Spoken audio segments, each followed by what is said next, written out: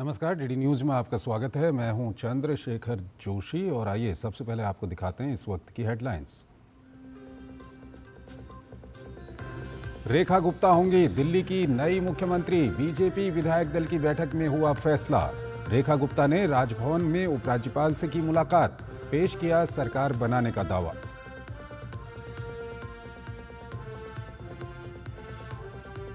दिल्ली के रामलीला मैदान में गुरुवार दोपहर होगा शपथ ग्रहण समारोह।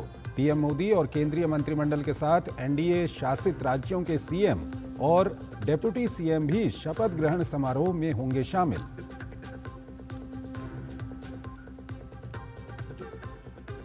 यूपी विधानसभा के सत्र में विपक्ष पर बरसे सीएम योगी आदित्यनाथ। कहा, महाकुंभ पर भ्रम फैलाने का प्रयास कर रहा है विपक्ष। महाकुंभ के खिलाफ अनर्गल, प्रलाप और झूठे वीडियो को बताया भारत की सनातन आस्था के साथ खिलवाड़।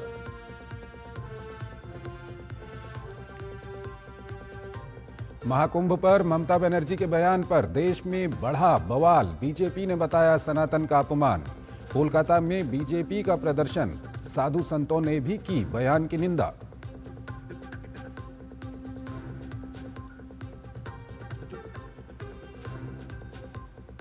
पाकिस्तान और न्यूजीलैंड के बीच मुकाबले के साथ हुआ चैंपियंस ट्रॉफी का आगाज।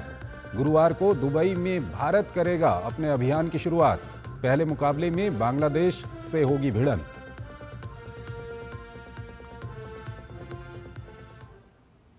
और आइए खबरों को विस्तार से देखते हैं। दिल्ली की नई मुख्यमंत्री रेखा गुप्ता होंगी। ये फैसला बीजेपी विधायक दल की बैठक में लिया गया है, जिसमें पार्टी के पर्यवेक्षक रविशंकर प्रसाद और ओम प्रकाश धनखड़ ने विधायकों से एक एक करके बात की। इसके बाद रेखा गुप्ता के नाम का ऐलान किया गया। दिल्ली के मुख्यमंत्री चुने जाने पर रेखा गुप्ता ने प्रधानमंत्री नरेंद्र मोदी और पार्टी कार्यकर्ताओं का आभार जताया है। उन्होंने कहा कि ये पूरे देश की महिलाओं का सम्मान है। पार्टी ने हमें जो जिम्मेदारी दी है उसका पूरी निष्ठा से निर्वहन करूंगी। आदरणीय मोदी जी को, अपनी पार्टी के शीर्ष नेतृत्व को और दिल्ली की जनता को, जिन्होंने ये मौका 27 साल बाद दिल्ली में एक नया अध्याय जो शुरू हो रहा है उसकी जिम्मेवारी मेरे कंधों पे दी। और शायद ये पूरे देश की महिलाओं के लिए बहुत ही सम्मान की घड़ी है और देश की आधी आबादी आदरणीय मोदी जी का दिल की गहराई से धन्यवाद करती है। मैं आदरणीय मोदी जी का, पार्टी नेतृत्व का बहुत बहुत आभार व्यक्त करती हूँ कि उन्होंने ये जिम्मेवारी देकर के मुझ पे भरोसा जताया। और मैं आज ये प्रण करती हूँ कि मेरा एक एक क्षण इस जिम्मेवारी को पूरा करने में लगेगा। रेखा गुप्ता ने सोशल मीडिया एक्स पर लिखा, मुझ पर विश्वास कर मुख्यमंत्री पद का दायित्व सौंपने के लिए मैं सभी शीर्ष नेतृत्व का हृदय से आभार व्यक्त करती हूं। आपके इस विश्वास और समर्थन ने मुझे नई ऊर्जा और प्रेरणा दी है।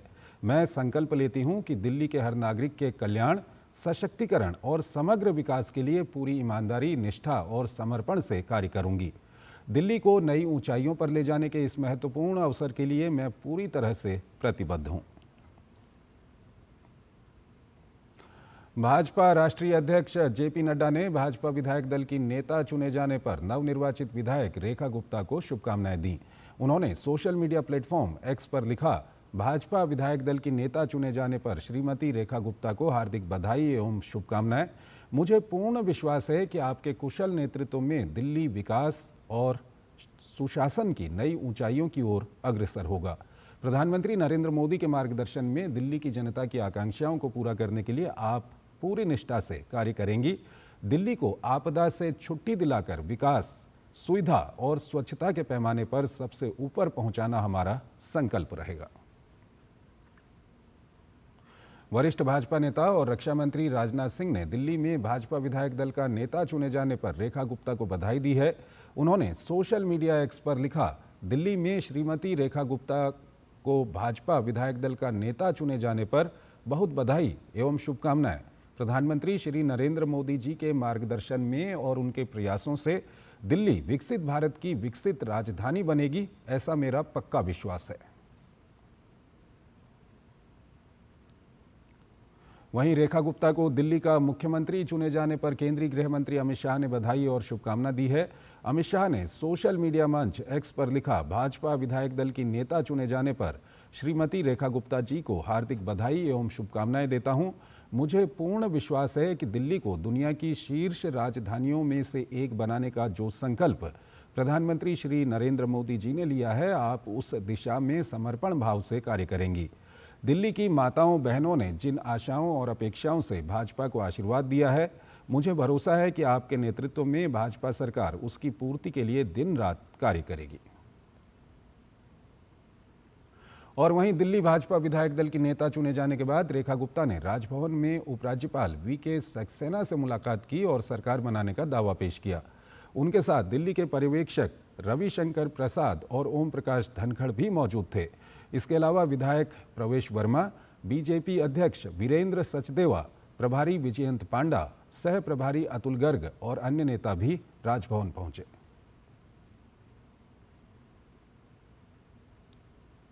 और मुख्यमंत्री के नाम के ऐलान के बाद अब इंतजार है कल का, जब दिल्ली में 27 साल बाद भाजपा की सरकार बनने जा रही है।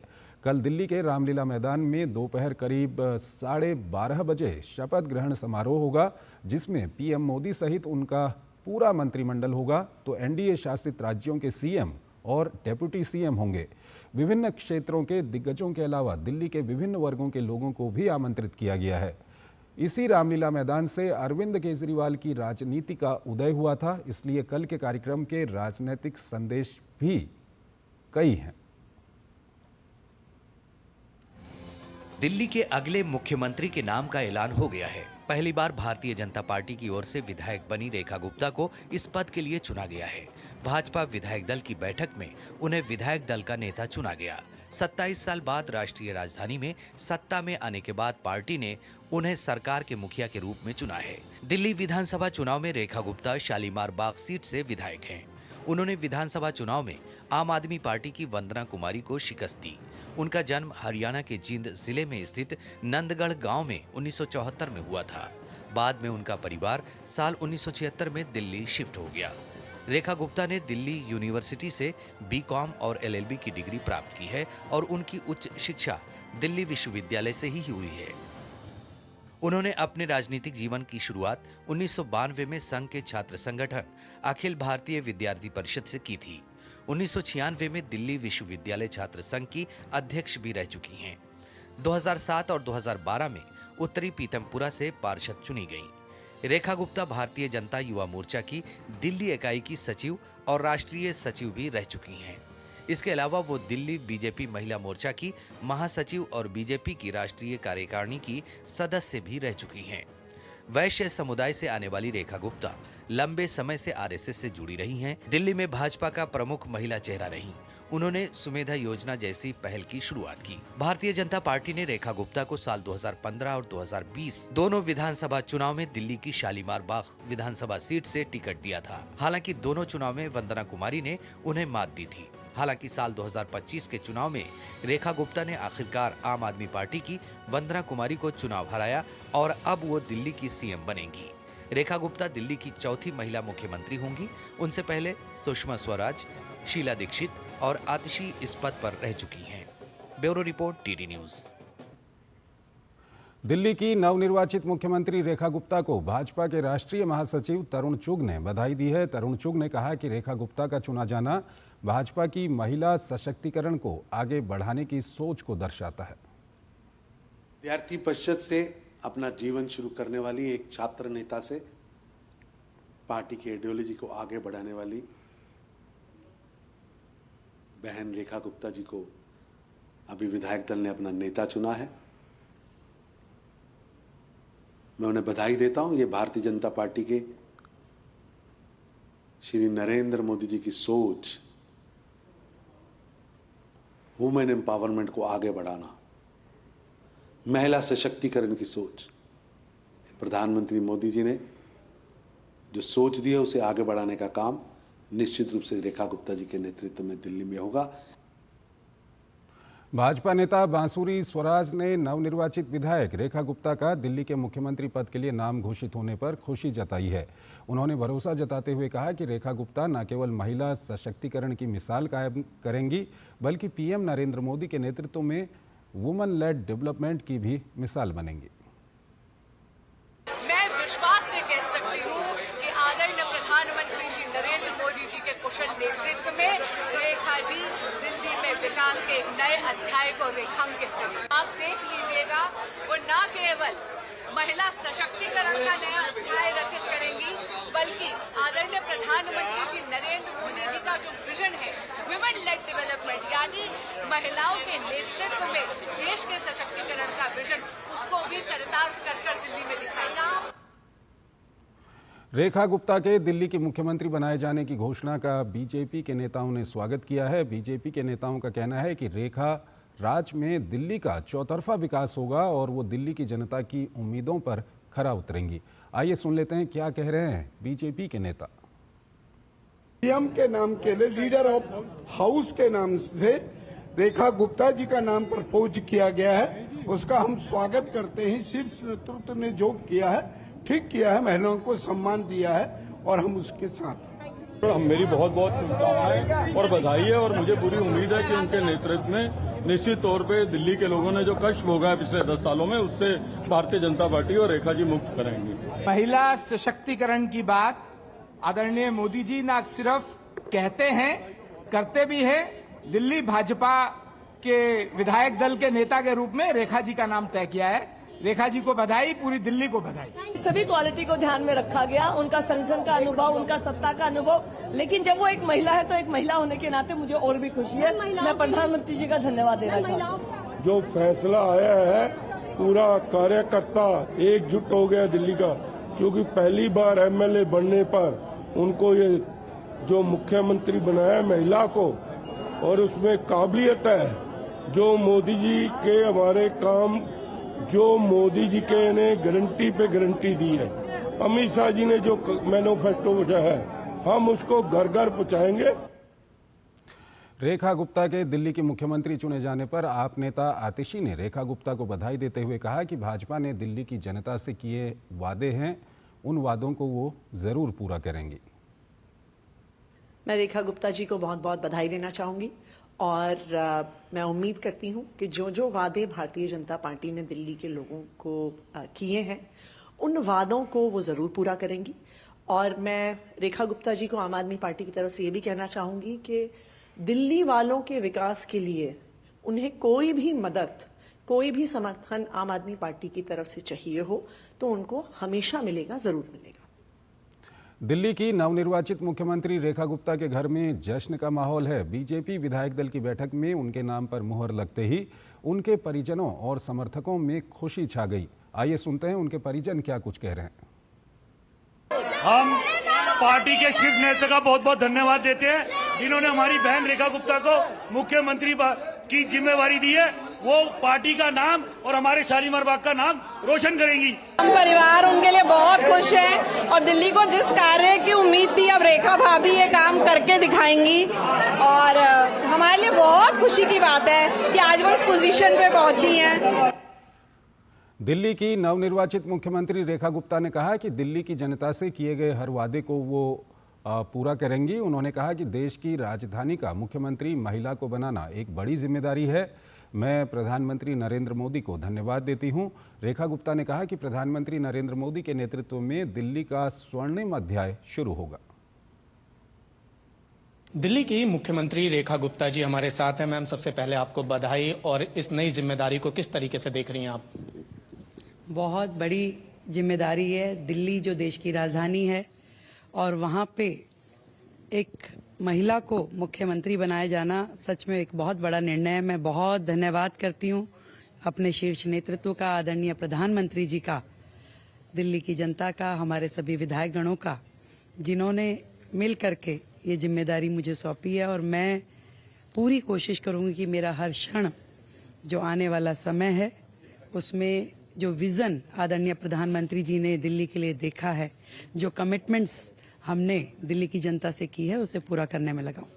मैम, अगर बात की जाए, आप विद्यार्थी जीवन से राजनीति में आई और सुषमा स्वराज जी की अब लेगेसी संभालने जा रही हैं, कितनी बड़ी चुनौती देखती हैं इसको? एक बड़ी चुनौती है क्योंकि दिल्ली पे पूरे देश की निगाहें टिकी है, पर मैं सौभाग्यशाली हूँ कि आदरणीय प्रधानमंत्री जी का नेतृत्व हमें मिल रहा है और उनके नेतृत्व में जो दिल्ली का एक नया अध्याय शुरू होगा वो बहुत ही सुंदर, स्वर्णिम होगा और दिल्ली को वो मिलेगा जिसकी वो अधिकारी है। यमुना की सफाई की बात करें, पर्यावरण प्रदूषण की बात करें और दिल्ली के खस्ता हाल की बात करें, ये 3 प्रमुख मुद्दे आपके सामने चुनौती बनकर रहेंगे। इसको लेकर क्या करेंगे? एक एक विषय जो दिल्ली से जुड़ा है उसके लिए डिटेल प्लानिंग बना करके काम किया जाएगा और सभी लोग मिल करके इस कार्य को पूरा करेंगे। आधी आबादी का आप प्रतिनिधित्व करने जा रही हैं और बीजेपी की इस पहली महिला मुख्यमंत्री हैं फिलहाल के दौर में। अगर देखा जाए तो आपको लगता है कि जिम्मेदारी ज्यादा बढ़ जाती है आधी आबादी को लेकर?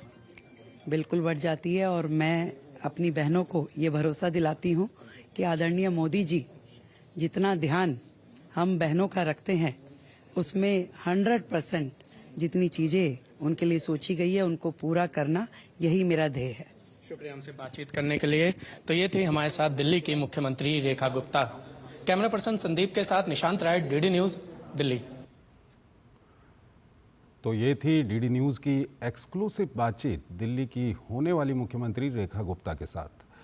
दिल्ली के शालीमार बाग की भाजपा विधायक रेखा गुप्ता के नाम पर मुख्यमंत्री पद के लिए मुहर लग गई है। रेखा गुप्ता के शालीमार बाग स्थित आवास पर उत्साह का माहौल है। ढोल नगाड़े के साथ सेलिब्रेशन और जय श्री राम के नारे गूंज रहे हैं। रेखा गुप्ता के पति मनीष गुप्ता भी कार्यकर्ताओं से बधाई ले रहे हैं। शालीमार बाग के कार्यकर्ताओं और रेखा गुप्ता के पति मनीष गुप्ता से बात की हमारे सहयोगी धीरज कुमार ने। रेखा गुप्ता जी के घर पर आप देख रहे हैं कि ये सेलिब्रेशन की तस्वीर है और इस वक्त हमारे साथ रेखा गुप्ता के पति मनीष गुप्ता जी मौजूद है।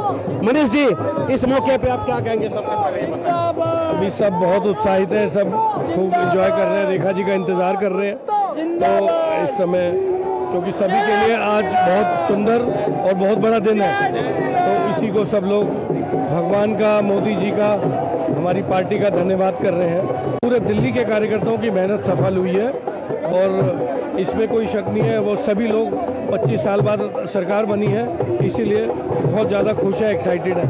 27 साल बाद जो विकास रेखा रुकी हुई थी, अब विकास की डोर अब चालू होगी। जो दिल्ली, पूरी दिल्ली में जो विकास रुके हुए थे, अब विकास की डोर, अब हर जगह विकास ही विकास होगा। दिल्ली का बहुत बड़ा सौभाग्य है कि रेखा जैसी नेता मिली है दिल्ली को संभालने के लिए। अब ऐसा उम्मीद किया जा रहा है कि दिल्ली की जनता को स्वस्थ पानी, साफ पानी, स्वस्थ हवा और सुंदर सारी सुविधाएं मिलेंगी। शालीमार बाग की जनता खुशी नहीं मना रही, पूरी दिल्ली खुशी मना रही है, क्योंकि मुख्यमंत्री के रूप में हमें इतना ईमानदार हमारी मुख्यमंत्री मिली रेखा गुप्ता जी, जो दिल्ली के विकासों को बिल्कुल अंजाम तक पहुँचाएगी। रेखा भाभी को बहुत बहुत बधाई, हम लोग का बहुत खुशी है। हमें एपी ब्लॉक हम लोग उनके जुगी वाले कार्यकर्ता है भाभी जी का, हम लोग को बहुत खुशी हुई है। इस बार अक्टूबर से पहले हमने दिवाली मना ली। ये हमारे देश की, हमारे समाज की, हमारे मोदी जी की जीत है। 1 महीने हम लोग बहुत मेहनत किया, आज बहुत खुशी हुआ है। तो राम को लाए हैं, हम उनको लाए हैं और ये हमारी एक कद्दावर शालीमार बाग की ईमानदार नेता, हमें बहुत बहुत हमारी तरफ से बधाई है। एक महिला को बनाया गया चीफ मिनिस्टर दिल्ली का, ये बहुत खुशी की बात है। ये रेखा जी का काम है जो उनको सीएम की सीट तक लाया है, उन्होंने हमेशा काम किया है। दिल्ली में रेखा गुप्ता जी को लाके पार्टी ने बहुत बड़ी जिम्मेवारी दी है। यह जिम्मेवारी सिर्फ वही नेता संभाल सकती थी जिनका नाम है रेखा गुप्ता। वो हमेशा से जमीन से जुड़ी नेता है। रेखा गुप्ता के चाचा जी भी इस वक्त हमारे साथ मौजूद है। क्या कहेंगे इस वक्त, इस मौके पर अब क्या कहेंगे? ये बहुत बढ़िया मौका है देश के लिए और दिल्ली की जनता का दुख बढ़ाने के लिए। देख सकते हैं कि चारों तरफ से सेलिब्रेशन का माहौल है। आम लोगों में उम्मीद जगी है कि रेखा गुप्ता उनके लिए विकास का कार्य करेगी। कैमरामैन जगमोहन प्रधान के साथ धीरज कुमार, डीडी न्यूज, शालीमार बाग। उत्तर प्रदेश में कल से शुरू हुए बजट सत्र में आज योगी आदित्यनाथ ने विपक्ष को जमकर घेरा। महाकुंभ के नाम पर विपक्षी दलों के द्वारा की जा रही बयानबाजी पर योगी आदित्यनाथ ने जवाब दिया और विपक्षी नेताओं की भाषा पर सवाल खड़े किए। सीएम योगी ने तथ्यों और आंकड़ों के आधार पर सदन में बताया कि संगम का जल और उसे गंदा बताने की साजिश हो रही है। कल यूपी विधानसभा में बजट पेश किया जाएगा। उत्तर प्रदेश विधानमंडल का बजट सत्र हंगामे से हुई शुरुआत। उर्दू के मसले पर सपा का हंगामा। योगी ने कहा कठमुल्लापन स्वीकार्य नहीं। मंगलवार को उत्तर प्रदेश विधानमंडल के बजट सत्र के संयुक्त सत्र की शुरुआत हुई तो पहले ही दिन जमकर हंगामा हुआ। उत्तर प्रदेश की राज्यपाल आनंदीबेन पटेल ने सत्र को संबोधित करते हुए अपने अभिभाषण में कानून व्यवस्था और आम जन की सुरक्षा के पहलू को प्रमुखता से रखा। उन्होंने कहा कि योगी सरकार ने उत्तर प्रदेश की कानून व्यवस्था को नजीर के रूप में प्रस्तुत किया, अपराध और अपराधियों के प्रति जीरो टॉलरेंस की नीति अपनाई।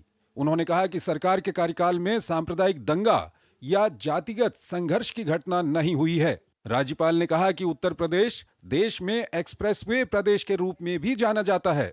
अभिभाषण के समय सपा और कांग्रेस के विधायकों ने जमकर हंगामा किया। सपा विधायकों की नारेबाजी के बीच राज्यपाल ने करीब 8 मिनट में ही अभिभाषण समाप्त कर दिया। समाजवादी पार्टी का आरोप है कि राज्यपाल के अभिभाषण में सही तथ्यों को नहीं रखा गया, इसलिए सपा राज्यपाल के भाषण का विरोध कर रही है। सपा के हंगामे पर योगी सरकार के मंत्रियों ने जोरदार पलटवार किया और कहा कि सपा ने राज्यपाल का अपमान किया है। समाजवादी पार्टी का चरित्र घटिया है, लोकतंत्र विरोधी है, जन विरोधी है।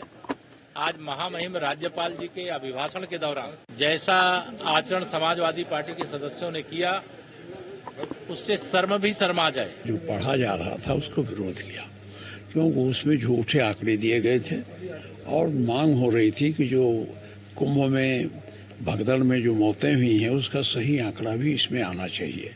बजट सत्र के पहले दिन मुख्यमंत्री योगी आदित्यनाथ ने विपक्ष, विशेष रूप से समाजवादी पार्टी पर तीखा हमला बोला। दरअसल सपा ने विधायकों द्वारा अवधी, बुंदेलखंडी, भोजपुरी भाषा में अपनी बात रखने की शुरुआत करने की पहल पर उर्दू की गैर मौजूदगी पर सवाल उठाए तो योगी आदित्यनाथ ने फैसले का स्वागत किया। उन्होंने आरोप लगाया कि सपा देश को कठमुल्लापन की ओर ले जाना चाहती है, जो कतई स्वीकार्य नहीं होगा। इनको समाज के सामने एक्सपोज करना चाहिए। अपने बच्चों को ये लोग पढ़ाएंगे इंग्लिश स्कूलों में और दूसरे के बच्चे के लिए अगर वो सुविधा सरकार देना चाहते हो, कह देनी उर्दू पढ़ाओ इसको, यानी उसको मौलवी बनाना चाहते हैं, कठमुल्लापन की ओर देश को ले जाना चाहते हैं। ये नहीं कर सकता। उनका एजेंडा है हिंदू मुसलमान, तो जब कभी बात करेंगे तो उसी पर बात करेंगे। हम लोग अंग्रेजी भाषा के विरोधी नहीं है, अंग्रेजी पढ़ो।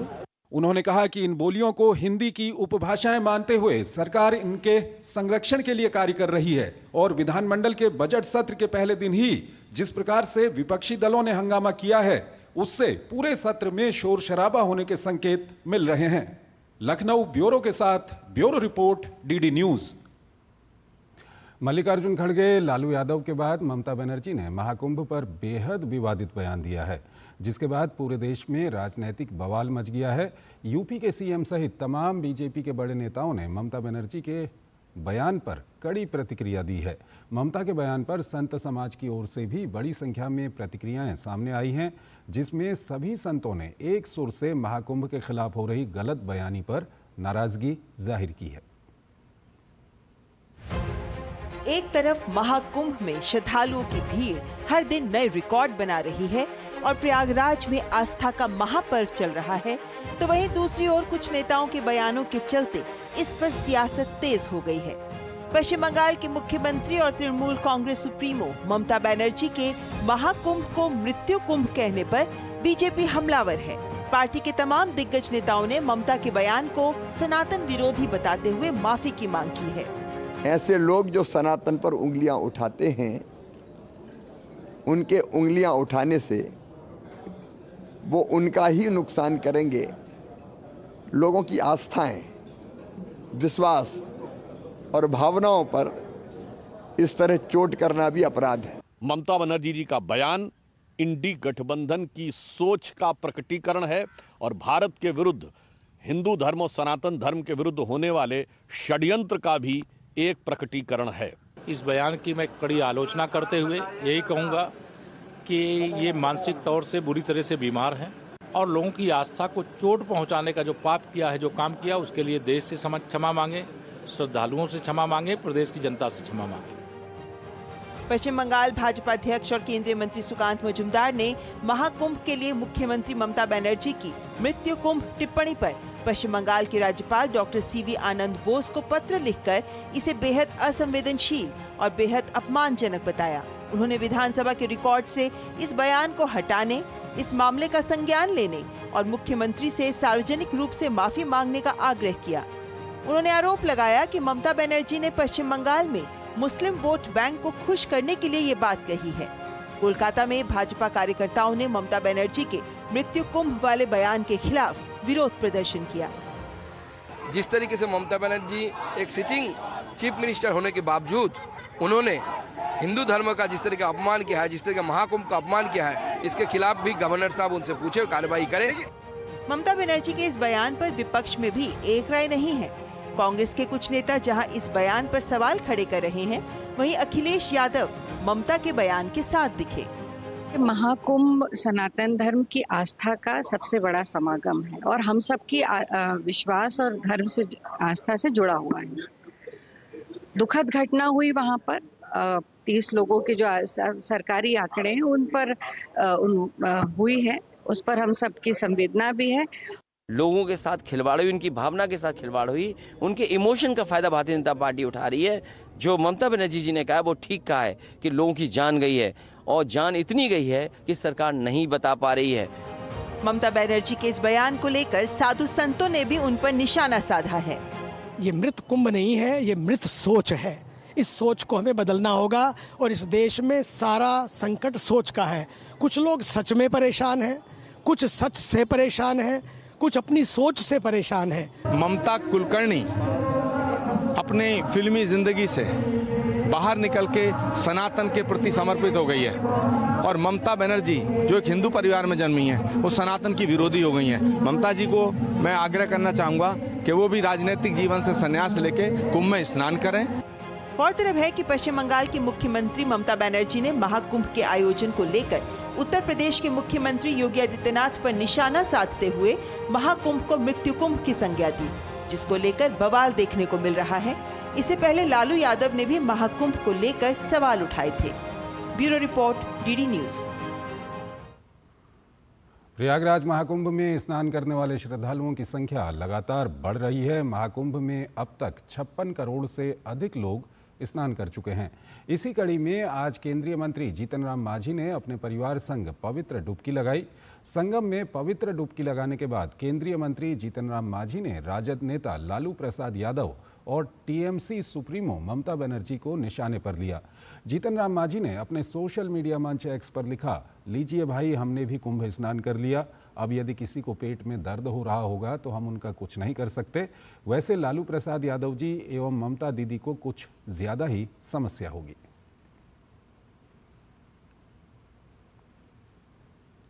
प्रयागराज महाकुंभ में भाजपा सांसद तेजस्वी सूर्या ने सैकड़ों भाजयुमो कार्यकर्ताओं संग पवित्र डुबकी लगाई। संगम में स्नान के बाद उन्होंने कहा कि भविष्य में महाकुंभ का और बड़ा स्वरूप हम देख सकेंगे, क्योंकि हमारे देश की सभ्यतागत चेतना लगातार बढ़ रही है।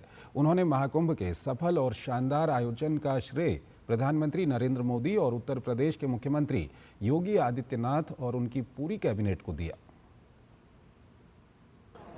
We may see a grander scale event only in the future because the civilizational consciousness in India is on the rise. The beauty about this entire event is the message of oneness and unity that it is heralding to the world. The Prime Minister and the Government of India has supported this event in all glory. The Chief Minister of Uttar Pradesh, Yogi Adityanath ji, and his entire administration has organized this in an incredible fashion. Prayagraj Mahakumbh में जाने वाले rail यात्रियों की संख्या में लगातार इजाफा हो रहा है। बिहार के रेलवे स्टेशनों से काफ़ी संख्या में श्रद्धालु प्रयागराज पहुंच रहे हैं। ऐसे में रेल यात्रियों की सुविधा के लिए पूर्व मध्य रेल के अंतर्गत आने वाले दानापुर रेल मंडल ने विशेष इंतजाम किए हैं। दानापुर जंक्शन पर महाकुंभ जाने वाले यात्रियों के लिए रेलवे की ओर से विश्राम क्षेत्र बनाए गए हैं। दानापुर रेल मंडल की ओर से पटना जंक्शन, राजेंद्र नगर टर्मिनल, दानापुर, आरा और बक्सर में रेल यात्रियों की सुविधा के लिए पैसेंजर होल्डिंग एरिया बनाए गए हैं। दानापुर रेल मंडल के DRM जयंत कुमार चौधरी ने बताया कि महाकुंभ जाने वाले यात्रियों की सुविधा के लिए कई उपाय किए जा रहे हैं। वहीं ट्रेनों के सुचारू संचालन और मॉनिटरिंग के लिए विशेष टीमें बनाई गई हैं। अभी थोड़ी भीड़ बढ़ी है तो हम लोगों ने अपने 5 स्टेशनों राजेंद्र नगर, पटना, दानापुर, आरा, बक्सर सब जगह होल्डिंग एरिया बनाया है। स्पेशल टीमें बनाई हैं ताकि लोगों को गाइडेड बोर्डिंग करा सकें, वहाँ पे कोई कंफ्यूजन ना हो, लोगों को जो ट्रेन से आ रहे हैं उनको ठीक से उतार सकें और अपने गंतव्य को जा सकें। और बोर्डिंग के समय शाम में खास करके जो भीड़ हो रही है राजेंद्र नगर और पटना और दानापुर एरिया में, वहाँ पे अधिकारियों की नियुक्त करी गई है जिनके ओवरऑल देख रेख में सारे पैसेंजर्स को रेगुलेट किया जा रहा है और उनको ट्रेन में बोर्ड कराया जा रहा है। महाकुंभ में पवित्र स्नान के लिए बिहार से बड़ी संख्या में श्रद्धालु प्रयागराज रेल के माध्यम से जा रहे हैं। इस कारण बिहार के रेलवे स्टेशनों पर बड़ी भीड़ देखी जा रही है। यात्रियों की सुरक्षा और सुविधा के लिए रेलवे ने खास इंतजाम किए हैं। देखिए पटना से ये खास रिपोर्ट।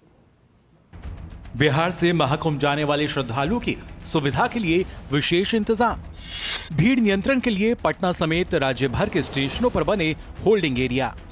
यात्रियों की सुरक्षा और सुविधा सुनिश्चित करने के लिए आरपीएफ के जवान तैनात। पटना जंक्शन के दोनों छोर पर रेस्ट रूम बनाए गए। भीड़ के कारण भागलपुर आनंद विहार विक्रमशिला एक्सप्रेस रद्द। प्रयागराज में चल रहे महाकुंभ में बड़ी संख्या में श्रद्धालु बिहार से स्नान करने के लिए पहुंच रहे हैं। ट्रेनों में लोगों की भीड़ को देखते हुए स्टेशन परिसर और प्लेटफॉर्म पर सुरक्षा के व्यापक इंतजाम किए गए हैं। यात्रियों की सुविधा के लिए स्टेशन परिसर में वेटिंग एरिया बनाया गया है। साथ ही बिना वैध टिकट के यात्रियों के प्लेटफॉर्म पर प्रवेश को रोक दिया गया है। व्यवस्थित तरीके से हमेशा बोर्डिंग होती रहे, लोग किसी कंफ्यूजन में कोई भागदौड़ न करें, इसलिए वहाँ पे लगातार नज़र रखी जा रही है सीनियर अधिकारियों के द्वारा, टीम्स के द्वारा, आरपीएफ और कमर्शियल और विभिन्न विभागों की टीम के द्वारा। रेलवे के अनुरोध पर पटना जिला प्रशासन ने पटना जंक्शन, राजेंद्र नगर टर्मिनल और दानापुर रेलवे स्टेशन पर मजिस्ट्रेट की तैनाती की है। ये मजिस्ट्रेट 3 पालियों में 24 घंटे सुरक्षा व्यवस्था, भीड़ प्रबंधन एवं विधि व्यवस्था को देखेंगे। इसके साथ ही प्लेटफॉर्म पर अतिरिक्त रेलवे पुलिस के जवानों को भी लगाया गया है। हम लोग नजर रखे हुए हैं। हम लोग का प्रयास है कि किसी प्रकार की कोई अप्रिय स्थिति नहीं हो और जो लोग भी जा रहे हैं उनको असुविधा नहीं हो और वो गंतव्य तक पहुंचे और वहां से सुरक्षित ढंग से फिर से वापस आए। स्टेशन पर तैनात रेलवे के जवान लोगों को ट्रेन में चढ़ने में मदद कर रहे हैं। इसके साथ ही लगातार माइकिंग करके सावधान भी कर रहे हैं। हमारी जीआरपी की टीम हमारे वरीय पदाधिकारियों के निर्देश के अनुसार कार्यरत है और लगातार नजर बनाई रखी है भीड़ पे। एग्जिट और एंट्री का सारा प्लान हमारे पास, किसी भी वैसे सिचुएशन जब अफरा तफरी मचे उसके लिए हम पूरी तरह से तैयार हैं। पटना स्टेशन परिसर में वेटिंग एरिया बनने से यात्रियों को बड़ी राहत मिली है। स्टेशन पर साफ सफाई और सुरक्षा का भी पूरा ध्यान रखा जा रहा है। सर कटिहार बिहार से आ रहे हैं और प्रयागराज ही जा रहे हैं। तो यहाँ पर ट्रेन चेंज करनी थी तो ट्रेन लेट हो गई है और यहाँ पर रेलवे के द्वारा पंडाल बनाया गया है तो हम लोग 4-5 घंटे से यहीं रेस्ट कर रहे हैं। बहुत बढ़िया है, कम से कम बगल में टीवी भी लगा हुआ है, उसमें सारे ट्रेन का शेड्यूल वगैरह बताया जा रहा है। यहाँ पे सुविधा अच्छा है, बैठने के लिए, रेस्ट करने के लिए। बिहार में महाशिवरात्रि से पहले महाकुंभ जाने वाले श्रद्धालुओं की संख्या और बढ़ने की संभावना है। इसकी तैयारी रेलवे और बिहार प्रशासन द्वारा अभी से की जा रही है।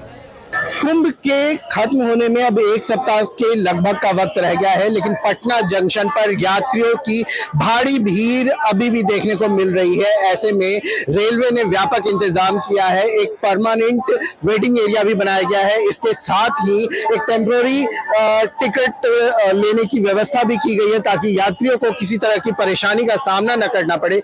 रेलवे ने ये जो इंतजाम किया है ये कुंभ से लेकर के होली तक की भीड़ को संभाल करके रखेगी। डीडी न्यूज के लिए पटना से मधुरेश नारायण। रेलवे स्टेशनों पर यात्रियों की सुविधा और सुरक्षा बढ़ाने के लिए rail India technical and economic service limited को स्थायी होल्डिंग एरिया के डिजाइन की जिम्मेदारी सौंपी गई है। रेलवे मंत्री अश्विनी वैष्णव ने राइट्स टीम के साथ बैठक के बाद ये महत्वपूर्ण घोषणा की। बैठक में राइट्स के चेयरपर्सन राहुल मित्तल भी मौजूद रहे। शुरुआती चरण में नई दिल्ली, आनंद विहार, गाजियाबाद, वाराणसी, अयोध्या रेलवे स्टेशनों पर स्थायी होल्डिंग एरिया बनाए जाएंगे। बाद में 60 अन्य उच्च घनत्व यात्री भार वाले रेलवे स्टेशनों पर भी इसे लागू किया जाएगा। इस योजना के तहत स्टेशनों के सभी अनधिकृत प्रवेश द्वारों को बंद किया जाएगा ताकि सुरक्षा को और मजबूत किया जा सके।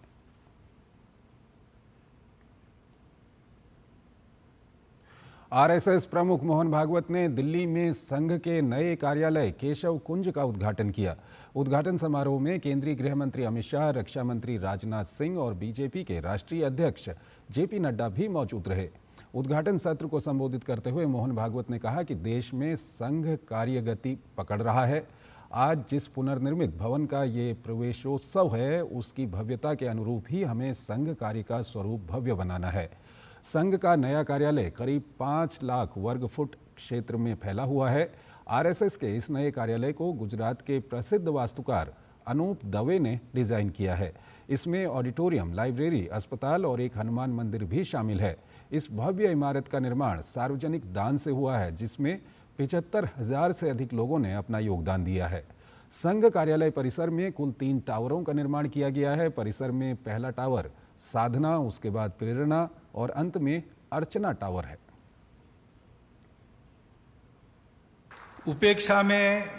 उपेक्षा ही हमको सावधान रखती थी। अब चारों ओर अनुकूलता है तो हमको अपने को सावधान स्वयं ही रखना पड़ेगा, क्योंकि इतनी अच्छी अच्छी बातें संघ के बारे में कही जाएगी। और परंपरा की दृष्टि से तो बिल्कुल सत्य है। तो केवल हमारी परंपरा नहीं, वो चलती है, वो वर्तमान भी है और भविष्य भी होगा। जितना अच्छा ये भवन बना है, उत्कृष्ट बना है, भव्य बना है, ये प्रयास भी हमको उतना ही अच्छा, उत्कृष्ट और आवश्यकता अनुसार भव्य करना है। अमेरिका से निर्वासित किए जाने वाले भारतीयों का भी ये कहना है कि किसी भी व्यक्ति को अवैध तरीके से वहां नहीं जाना चाहिए। अवैध तरीका न केवल गलत है, बल्कि उससे परिवार को परेशानियां भी होती हैं। किसी भी देश में आप जाएं तो वैध तरीके से ही जाएं। उनका ये भी कहना है कि आज देश में ही रहकर कई व्यवसाय किए जा सकते हैं और पैसा कमाया जा सकता है।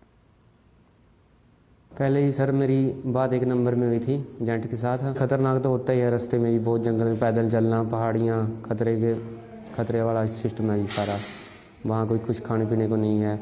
जैसे कि बाहर जाने के जब मेरे भी फ्रेंड गए, उनकी वजह से मैं भी वहाँ जाने के लिए उत्सुक हुआ। भी सोचा था भी अपनी लाइफ बढ़िया बन जाएगी, इसलिए हम यूएसए चले गए थे। सर जो एजेंट ख्वाब दिखाते सब झूठे होते हैं जी, उसमें कोई सच्चाई नहीं होती है। यहाँ बोलकर कुछ चढ़ाते हैं, आगे कुछ होता है जी। इसमें जो जिसने जाना 1 नंबर में जाओ, 2 नंबर में कोई फायदा नहीं जी। बहुत दिक्कत आती है जी, परेशानी रहने के लिए, खाने के लिए। यही काम कीजिए, वैसे कोई फायदा नहीं जाने का। क्या मैसेज देना चाहेंगे जो लोग इस तरह गुमराह होके जाते हैं? सर ऐसे जाने का फायदा नहीं है। जाना है सही तरीके से जाओ, लीगली जाओ। तो यूथ को कहेंगी कि यहीं रहो, इतना पैसा 1 करोड़ रुपया दे के कोई फायदा नहीं? कोई फायदा नहीं सर, कुछ नहीं वापस मोड़ता। जिससे अच्छा यहीं काम कर लो, कम खा लो। खतरा ही खतरा है, हर मोड़ पे खतरा आगे।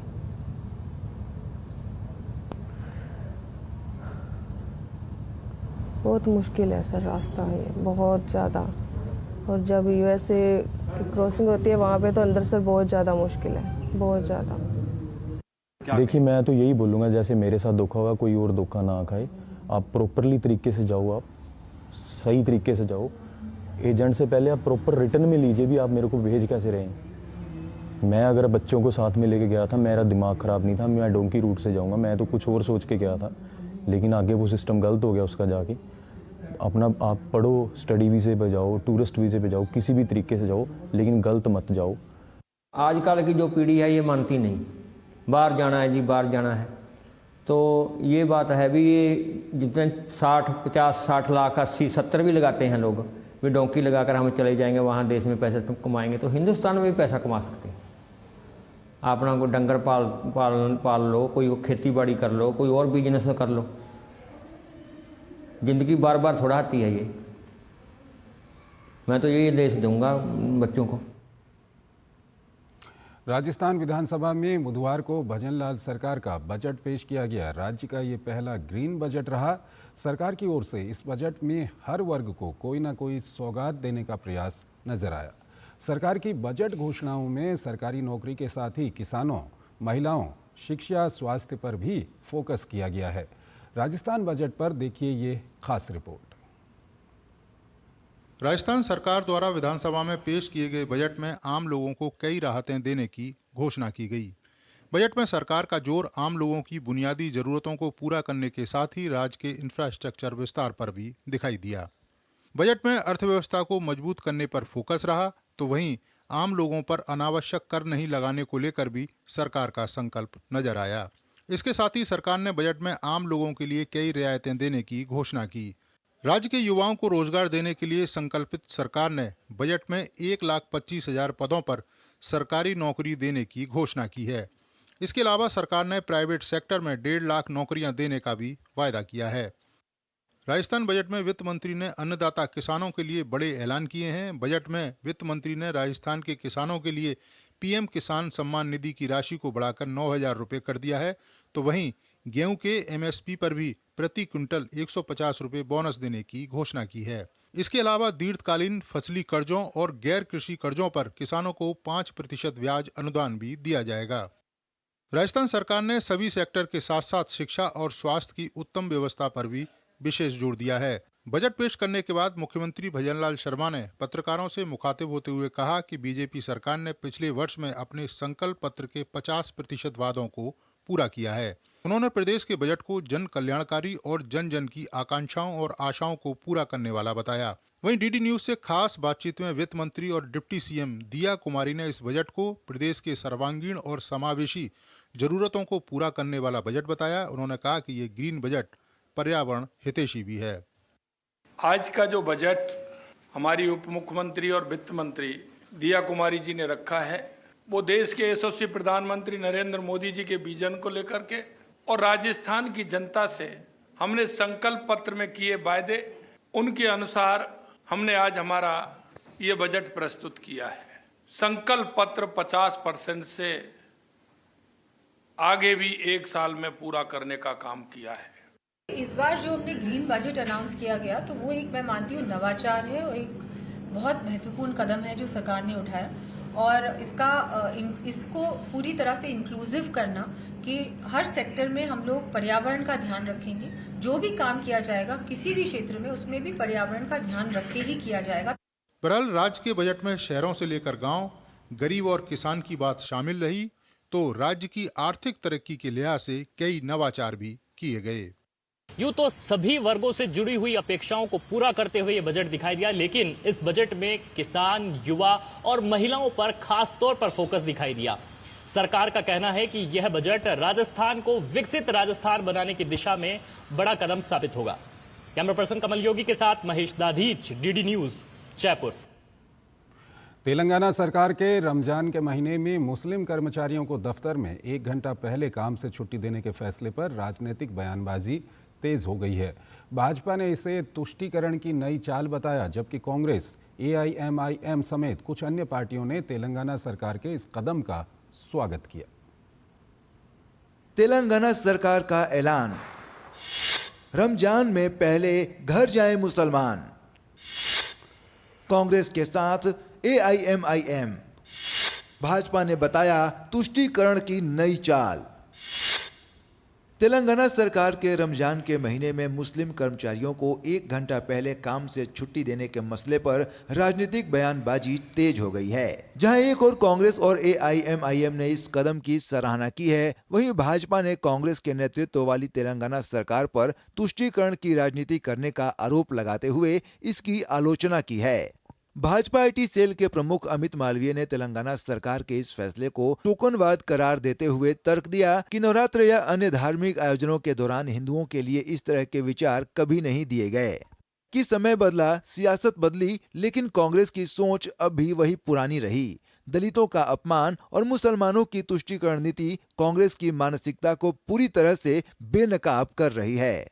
The Telangana government decision to allow the Muslim employees to leave the office before 1 hour because of the Ramzan period, the decision is a vote bank politics and a communal decision. It is an appeasement politics. But whereas the same order and same decision has been taken by the Andhra Pradesh government also, we feel that these are all competitive appeasement politics.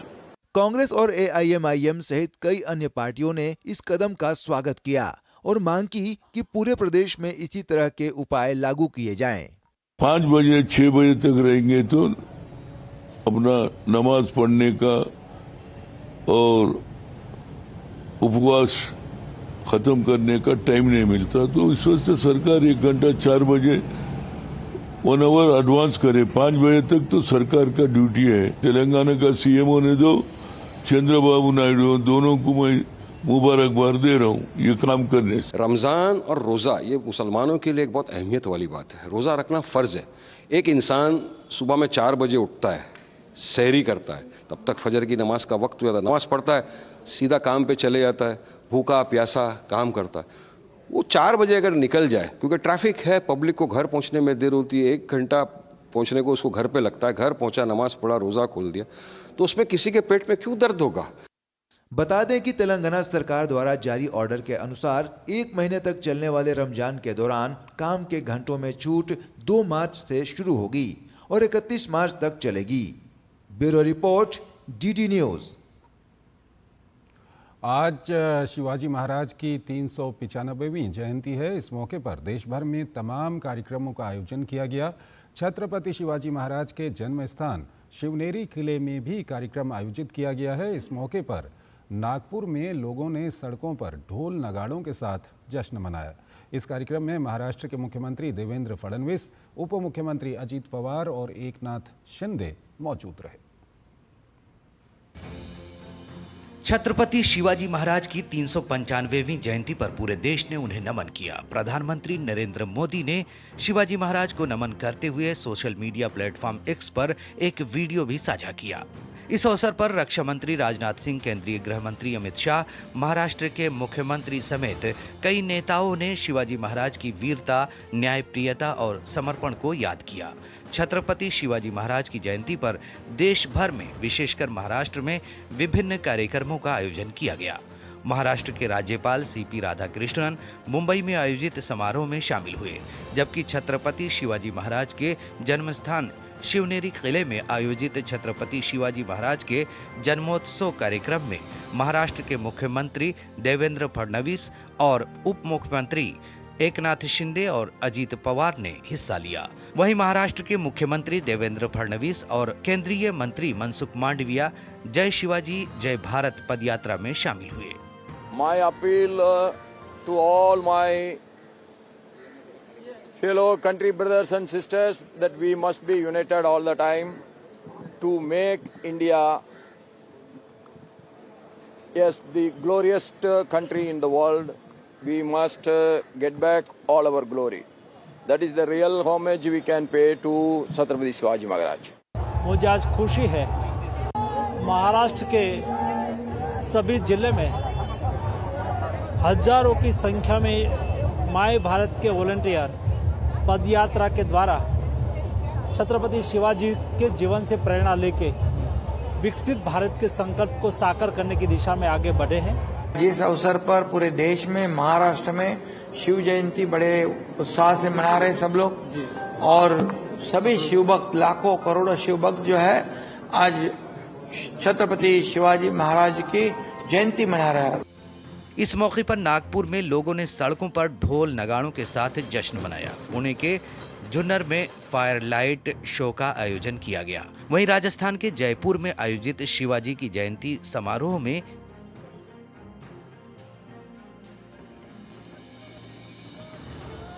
Chhatrapati Shivaji Maharaj एक ऐसा नाम जो केवल इतिहास का अध्याय नहीं बल्कि भारतीय स्वराज्य की आत्मा है। छत्रपति शिवाजी महाराज ने शासन, सैन्य रणनीति, नौसैनिक शक्ति और सामाजिक न्याय की मिसाल कायम की, जिसका प्रभाव आज भी भारत की राष्ट्र नीति में झलकता है। उन्होंने मराठा साम्राज्य को संगठित रूप दिया और प्रशासन को सुचारू रूप से चलाने के लिए अष्टप्रधान मंडल यानी 8 मंत्रियों का परिषद का गठन किया। इतिहासकार शिवाजी महाराज को केवल एक योद्धा ही नहीं बल्कि सामाजिक न्याय के संवाहक के रूप में भी देखते हैं। Bureau report, DD news. Delhi high court में सुब्रमण्यम स्वामी की उस याचिका पर सुनवाई टल गई जिसमें उन्होंने गृह मंत्रालय को निर्देश देने की मांग की है कि राहुल गांधी की भारत की नागरिकता को खत्म किया जाए। स्वामी का आरोप है कि राहुल गांधी के पास ब्रिटेन की नागरिकता है। इलाहाबाद उच्च न्यायालय में मिलती जुलती याचिका दायर करने वाले याचिकाकर्ता विघ्नेश शिशिर ने कहा कि इलाहाबाद उच्च न्यायालय इस मामले पर विचार कर रहा है। हालांकि सुब्रमण्यम स्वामी ने कहा कि दोनों याचिकाओं में अलग मांग की गई है। अतिरिक्त सॉलिसिटर जनरल चेतन शर्मा ने कहा कि इलाहाबाद हाईकोर्ट में लंबित मामले से दिल्ली हाईकोर्ट के अधिकार क्षेत्र पर कोई असर नहीं पड़ता है। दोनों ही जगह समानांतर सुनवाई चल सकती है। मामले की दोबारा सुनवाई 26 मार्च को होगी।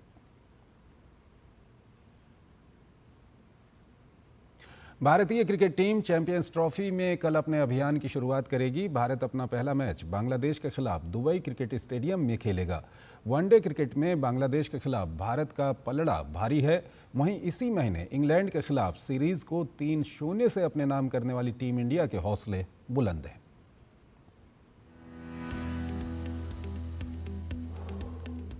चैंपियंस ट्रॉफी के लिए तैयार टीम इंडिया बांग्लादेश के खिलाफ करेगी अपने अभियान का आगाज।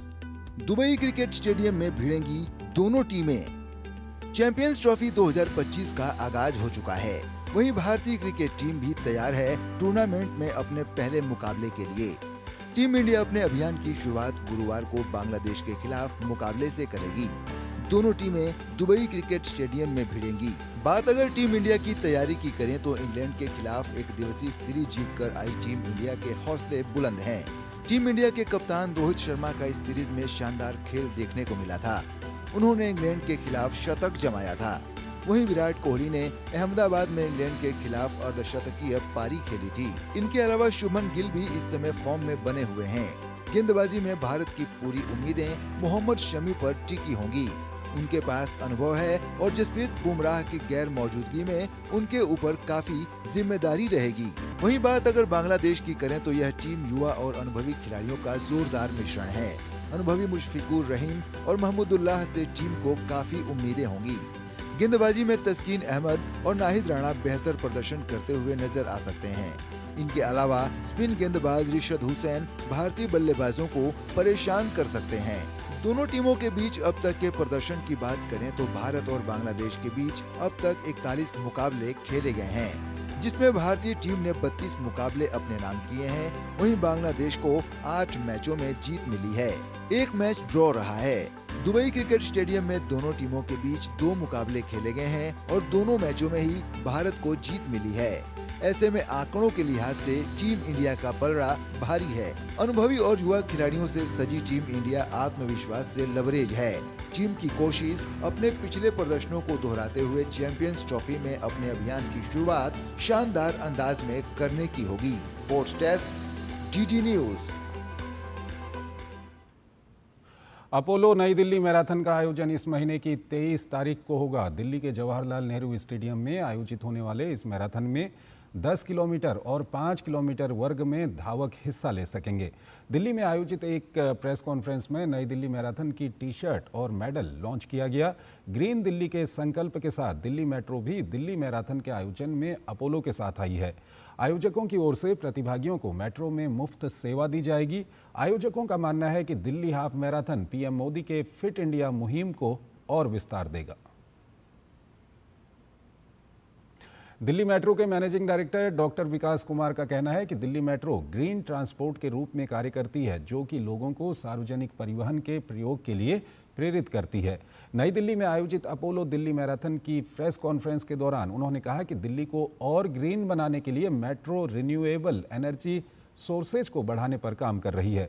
डॉक्टर विकास कुमार ने कहा कि दिल्ली मेट्रो देश को 2070 तक नेट जीरो कार्बन न्यूट्रल बनाने के उद्देश्य के साथ काम कर रही है। डॉक्टर विकास सिंह से बात की हमारे संवाददाता सुशील कुमार ने।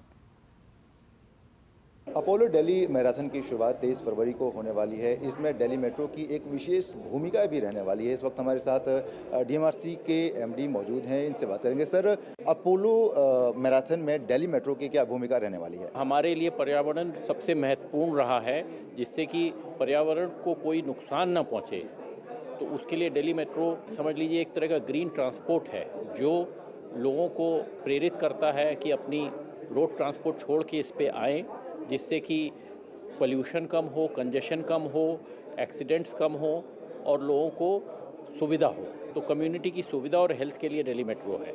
अब जो ये मैराथन है, ये इस तरह के इवेंट कम्युनिटी, जैसे दिल्ली की कम्युनिटी समझ लीजिए, अगर दिल्ली में मैराथन हो रहा है तो एक तरह से मैं ये कहूँगा कि इसको और ज़्यादा हेल्दियर सिटी बनाने में हेल्प करते हैं।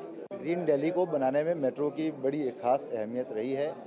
दिल्ली वासियों की सेहत के लिए मेट्रो के पास क्या कुछ प्लान्स हैं क्या? दिल्ली वासियों की सेहत के लिए मेट्रो एक ग्रीन ट्रांसपोर्ट है, देखिए, और हम लोग इसको और ग्रीन बनाने के लिए रिन्यूएबल एनर्जी सोर्सेज को बढ़ा रहे हैं। जैसे सोलर एनर्जी है, वेस्ट टू एनर्जी है, उससे हम अपनी एनर्जी की खपत को पूरा करने की कोशिश कर रहे हैं। और इस बार फेज़ 4 में हमारा प्लान है 60 मेगावाट तक सोलर एनर्जी का प्रोडक्शन ले जाना, जिसको कि हम अचीव करेंगे। तो इससे हमारा रिन्यूएबल एनर्जी का खपत बढ़ेगा और जो प्रधानमंत्री जी का नेट ज़ीरो और कार्बन न्यूट्रल 2070 तक बनाने का है, उसमें हम लोग पूरी तरह से भाग ले रहे हैं। अभी एज ऑन डेट हमारी एक कॉलोनी, हमारा ऑफिस मेट्रो भवन का और लाइन 4 जो लाइन है उसका कंप्लीट ये कार्बन न्यूट्रल है। दिल्ली मैराथन में जो पार्टिसिपेंट्स हैं उनके एंट्री की क्या व्यवस्था होगी स्पेशल?